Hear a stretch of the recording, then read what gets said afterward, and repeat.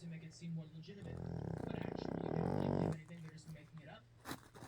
This is what I mean. This is the point that Samuel L. Jackson, I think, is making here.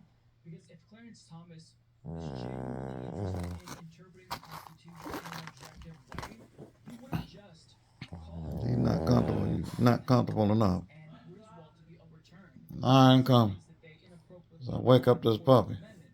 He'd also call for Loving v. Virginia to be revisited Eva, as well. if you don't wake Thomas up.